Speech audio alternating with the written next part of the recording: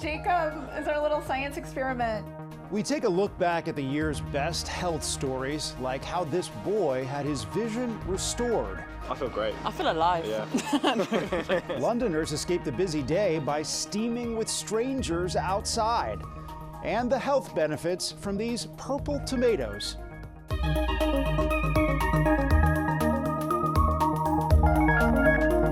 Welcome to a special edition of Eye on Health. We're looking back at the most interesting and impactful health stories of 2024. I'm Bradley Blackburn. We begin in March when we learned about the world's first transplant of a genetically modified kidney from a pig into a human. The procedure was performed at Massachusetts General Hospital in Boston. Unfortunately, since then, the recipient, 62-year-old Richard Slayman, has died, though doctors say there was no indication that it had to do with the transplant. His family says his legacy will be one that inspires patients, researchers, and healthcare professionals everywhere. Nancy Chen reported on that groundbreaking surgery.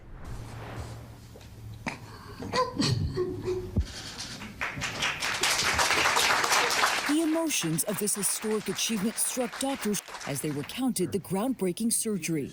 It was truly the most beautiful kidney I have ever seen.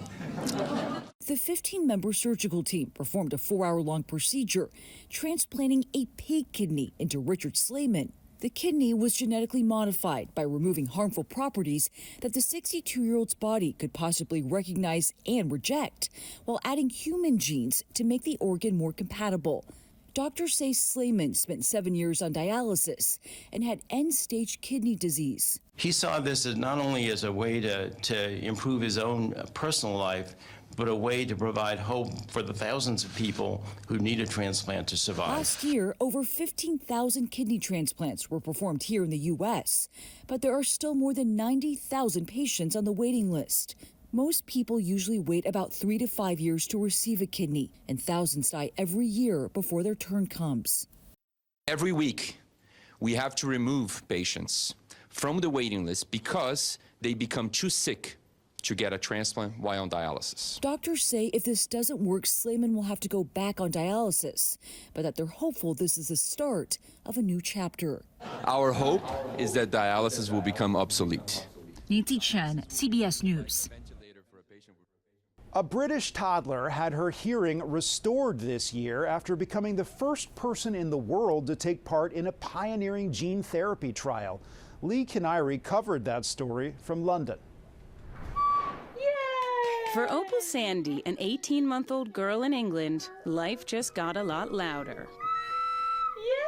Opal was born with a rare genetic condition that made her completely deaf. But her parents, Joe and James Sandy, were invited to take part in a global gene therapy trial. To potentially make obstacles easier for her to overcome was a risk definitely worth taking. Opal received an infusion in one ear containing a working copy of the faulty DNA Opal was born with. Just 4 weeks after the procedure, her parents saw this. Absolutely mind-blowing. I'm not sure I believed it at the start. I think I said it was just a fluke. But a fluke it was not. 6 months later, doctors confirmed Opal had near normal hearing. Professor Manohar Bance is Opal's surgeon. What was your reaction when you heard that it worked? I really was a bit flabbergasted because we all expected in theory it to work, but to see it in practice, to see the actual audiogram and see it responding, it was a bit unreal. And very joyful. The trial is sponsored by American biotech company Regeneron and is recruiting more young patients in the U.S. Hiya, Ladybird. Opal Sandy may not know she's become part of a major medical breakthrough, but now knows the sound of her mother's voice. Mommy kiss? Lee Canary, CBS News, London. This gene therapy. From hearing to seeing, an 11-year-old boy from Michigan had his vision restored thanks to gene therapy. Kelly Vaughn has more. Yes, Jacob is our little science experiment.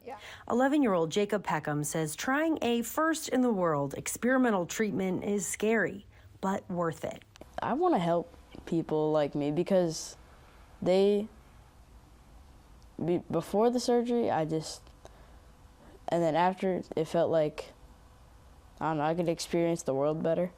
Jacob was born with retina pigmentosa, CEP290, a genetic eye condition. His mom and dad say he was a candidate for a new gene editing treatment. Just knowing that that he could get better, even if it was slightly, I was happy. They flew to Philadelphia for the procedure. The study basically delivers this genetic treatment underneath the retina after a surgical procedure. It's an injection. Basically put a needle in my eye.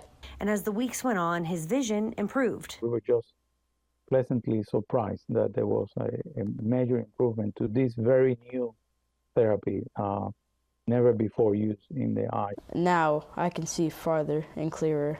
Through it, he's gotten the confidence to get outside more, to play baseball, and to even ride roller coasters. Since surgery, a lot of independence came along with it. The gene editing therapy is now going through the FDA approval process. Kelly Vaughn, CBS News, Warren, Michigan. A Massachusetts man is able to talk again after receiving a rare total larynx transplant. Jared Hill has details on one of the first cancer patients to have this procedure. Marty Kedian is so grateful he's regained his voice. I want people to know this can be done, and it's a process, but it's worth it. Dozens of surgeries over a decade for a rare form of laryngeal cancer eventually robbed Kedian of his ability to speak, swallow, and breathe normally. His wife Gina found a clinical trial at the Mayo Clinic in Arizona. Dr. David Lott determined Marty was a good candidate, and surgeons removed his larynx and transplanted a donated one. My patients tell me, yeah, I may be alive, but I'm not really living. And so to me, if you look at it from that perspective, being able to give that gift back to somebody, to me, that really is a vital organ. 6 surgeons performed the 21-hour transplant. Using new microsurgical techniques, they connected nerves critical for Marty to feel when he needs to swallow and move the vocal cords. Transplants usually aren't an option for people with active cancer, making Marty's case the first of its kind globally. I think there's a fair number of patients that would benefit from this.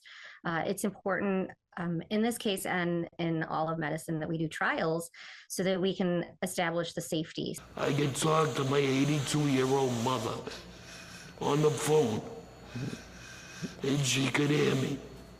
The transplant took place in February. Marty still sounds hoarse, but he can have conversations, even Zooming with his young granddaughter. I said, no matter what, Gina, I'm getting my voice back. I'm keeping my voice for her. Marty's excited to return to his family in Massachusetts next week. Jared Hill, CBS News. There was very little good health news to come out of Gaza this year. Getting first aid in has been nearly impossible. But after a 10-month-old became paralyzed by polio, there was a massive vaccination effort to protect thousands of children. Elizabeth Palmer reported on the effort from Tel Aviv. Here's all it takes to shield Gaza's children from a virus that could cripple them. As soon as I heard there was polio, I was scared, says Mohammed Salam. We don't have healthy food, so I hope the vaccination will help protect them. The World Health Organization has pulled off a minor miracle, getting more than 1 million doses into Gaza, keeping them cold in a sweltering war zone, and then convincing parents Israel, by agreement with the UN, would stop bombing around the vaccination centers, even though children were still losing their lives in airstrikes not far away. Just this weekend, Israel hit at least 25 targets across the Gaza Strip. Still, the turnout for polio immunization has been huge. Desperate parents doing what they could in shocking conditions. The hygiene and the sanitation conditions are very, very dire. There is no running water. Jonathan Crick's team at UNICEF distributed the vaccines. A lot of families brought their children because they told us our children are sick all the time. So for us, it is critical that we do everything to protect them. With overcrowding, scant water for washing, and at least one confirmed polio infection, the vaccinations are averting disaster. So you may have stopped polio in its tracks, but there are other diseases that affect the children in Gaza now. What are the most dangerous? When I was in the Gaza Strip, we had 90% of the mothers who were saying that their children were suffering from acute chronic diarrhea. When you have a 6-month-old baby who is suffering from acute diarrhea, who doesn't have enough food, who doesn't have enough water, who doesn't have enough medicine, baby can die from it. Elizabeth Palmer, CBS News, Tel Aviv. Staying in conflict zones, soldiers in Ukraine, traumatized by what they've gone through in the war against Russia, are finding a new outlet to heal their invisible wounds. Ian Lee shows us how art is helping them cope. These Ukrainian soldiers are trading the battlefield for the classroom, armed with buckets of clay and tools for creativity. They all smoke because of the war, so they're making the first thing they want to make is ashtrays. Oleksiy Perhomenchik is their commander, a local sculptor looking to help these troops suffering from psychological trauma linked to the ongoing war with Russia. People come here, they have a frown on their faces. They cannot even speak properly to their families. They don't understand how they forgot. But psychologists say getting their hands dirty is helping them heal as they sculpt tanks and other memories from the battlefield. This soldier says it's become a kind of rehabilitation for us when you focus all your attention on what you can create. Many are starting to smile again for the first time in a long time. When we say goodbye, they're laughing, they're joking, they're just the same people again. Helping to heal the hidden wounds of war. Ian Lee, CBS News, London. Coming up, the new surgery that was able to give a young girl an ear, and how a world-class orchestra is helping stroke patients.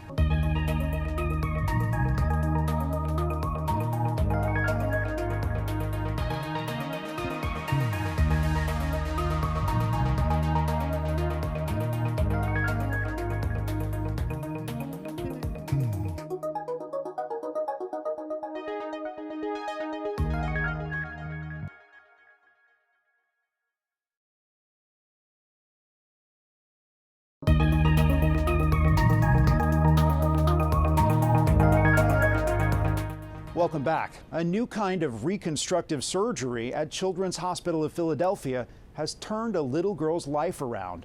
Stephanie Stahl explains. Prepping for a life-changing surgery. I feel like you're giving me good luck. High five! Liliana Perales is headed to the OR, her parents filled with anticipation and worry. I love you, my girl. Liliana was born without an ear. Her parents decided she should have surgery to create a new one so she wouldn't get teased and feel self-conscious. We all wanted her just to feel complete and whole and not feel any different. The family turned to Children's Hospital of Philadelphia. Liliana has hemifacial microsomia, causes part of the face not to develop as the rest of the face. Dr. Jordan Swanson says it's a relatively common condition. With Liliana's case, she hears from her other ear, so the operation was to create an artificial external ear. So this is the challenge. We have to reconstruct this. Instead of the traditional surgery using cartilage from the ribs, Dr. Swanson is now working with a medical-grade plastic framework. And it has little pores through it that actually the body's tissue can grow into. During the 6-hour operation, tissue from the skull and skin grafts are used with the plastic frame to create Liliana's new ear. We're done. Did she do good? She did great. Yay! She did really well. Thank you. The 5-year-old's ear is under wraps for some healing, then the big reveal. Can you look in the mirror and see your new ear? She didn't want to look in the mirror in the beginning because it was like different. And now the ear is completely healed. The doctor fixed my ear. Do you love it? Yeah. She is so happy that she has 2 of everything now, and she feels so complete now. Which includes having pierced ears. I'm so excited for the life that she has ahead. The family is filled with gratitude and excited for Liliana's future. Stephanie Stahl, CBS News, Philadelphia. An Art Meets Science program is harnessing the power of creative group music to help those who've suffered from stroke to improve mobility and cognitive ability. Danya Backus introduces us to Strokeistra. At this music collaboration, every bow stroke, trombone slide, And maraca shake is associated with rehabilitation. Since 2015, musicians from the United Kingdom's Royal Philharmonic Orchestra have conducted Strokestra, pairing up their musicians with stroke patients and others with limited mobility to use music to help them recover. You didn't even worry or think about your pain. 87-year-old Marie Garcia recently fell and broke her arm. She's had limited mobility. But on this day, it was all about the beat. They gave me drumsticks to pretend I was playing, and you just moved with the music. It was very, very relaxing and entertaining. This year, the Royal Philharmonic brought the program to the U.S. It teamed up with the University of California Irvine Health, its music students, and the Philharmonic Society of Orange County. This is a wonderful example of applying the power of music to a healing environment. Dr. Lisa Gibbs is the chief of geriatric medicine and gerontology at UCI Health. She says Strokestra helps remove social and physical barriers for stroke survivors and other patients. The brain is just a fantastic organ. We have pathways that work, maybe in a stroke pathways that don't work, but somehow music figures out how to circumvent those. Studies done in the UK show the program has physical, cognitive, social, and emotional benefits. At UCI, Strokestra hit the right notes of harnessing the power of music to bring joy and mobility. Tanya Backus, CBS News, Orange, California. Would you try a purple tomato? A California company is planting seeds of nutrition and innovation with bioengineered fruit. Ashley Sharp tried it out. It's not your everyday greenhouse. This is the lab where we're developing new varieties of tomatoes, we're producing seeds, and then we're trialing them. A quick walk through and it becomes clear it's actually a science lab. Through the natural ripening process, instead of turning red, they turn purple. Where tomatoes are bioengineered to grow a bit different. Nathan Pumplin runs Norfolk Healthy Produce. Our founder, Professor Kathy Martin, developed a special way using bioengineering to make a high antioxidant purple tomato. The unique purple pigments are ripe with health benefits. Anti-inflammatory activity, anti-cancer properties, they're good for heart health, lung health, and most of us simply don't eat enough of them. But why purple? That color comes from naturally inserting the genes of a snapdragon flower into the fruit, from the vine to the table. I love how these taste. Not just extra nutrition, but also more sustainability. Saying bioengineering has the potential to drive food sustainability and decrease greenhouse gas emissions. The more people see this and see the benefits and become comfortable with it, the more we'll be able to get the benefits as a society. A treat to the taste buds and budding food science. Ashley Sharp, CBS News, Woodland, California. After the break, a special soccer jersey helps deaf fans enjoy the celebrations, and an experimental drug hoping to slow down the aging process in our pets.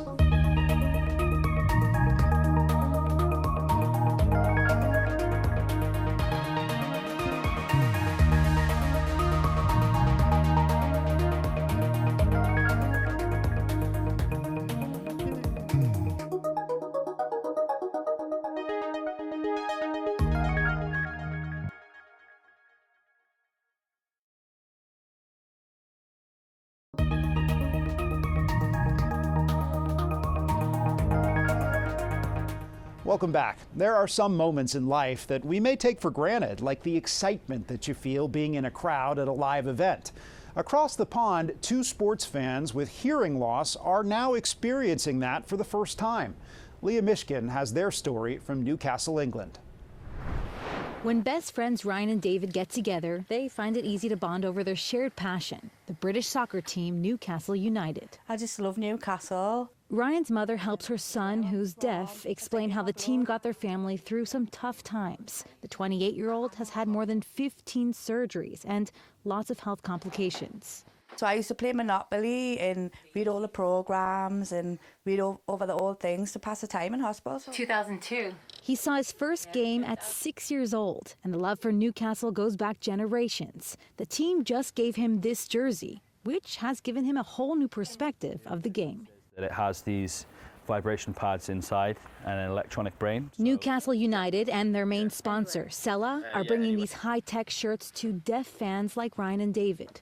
And I could feel it like in my arms and down the front. The sensation happens during big moments of the game, like when someone scores a goal or when the crowd erupts in cheers.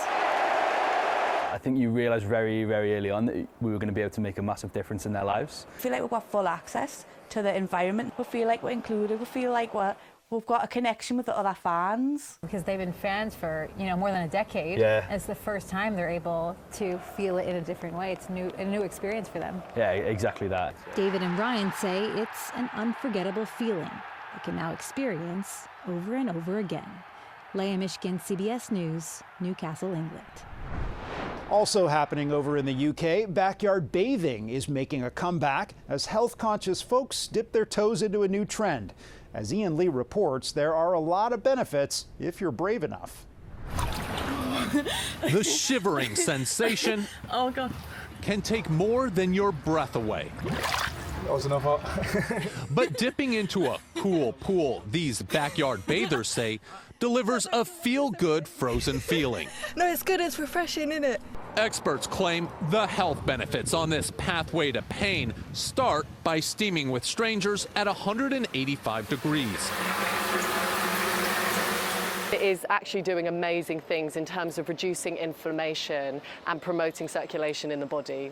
But it's the plunge into freezing 35-degree water that leaves sauna goers smiling.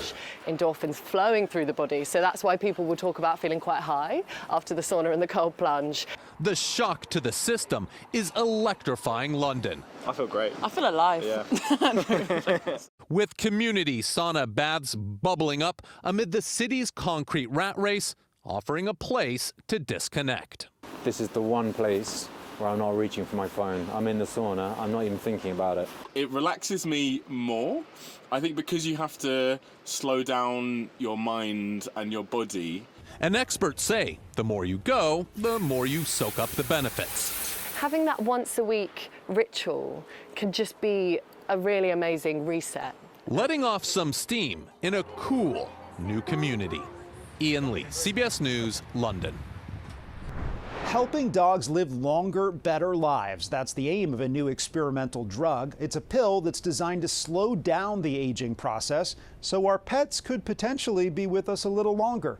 Stephanie Stahl has details.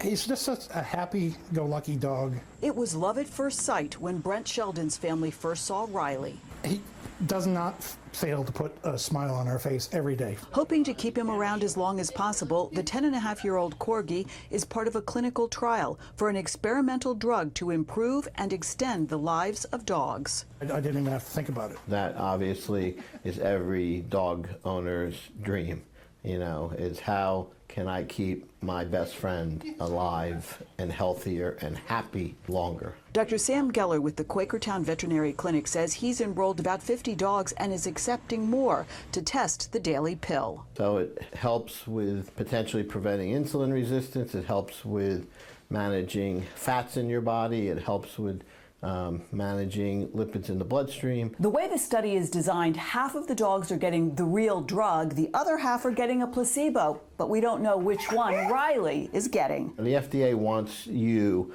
to show that your drug is better than a sugar pill. In accepting the clinical trial, the FDA said there is a reasonable expectation of effectiveness. This medication is intended to help preserve metabolic health. Loyal's director of veterinary medicine, Brennan McKenzie, says the drug works on the principle of calorie restriction that's been shown to help canine and human health, but there's no limit on what the dogs eat. The way that this drug works is essentially to activate some of the same pathways in the body that caloric restriction activates, but in a way that is safer and more convenient, because none of us want to starve our dogs in order to make them live longer. The study is aiming to include more than 1,000 dogs. Brent is hopeful it will keep Riley around as long as possible. Stephanie Stahl, CBS News. That's our look back at a year of remarkable stories. We'll keep our eye on health in 2025. I'm Bradley Blackburn. Thanks for joining us, and have a happy, healthy new year.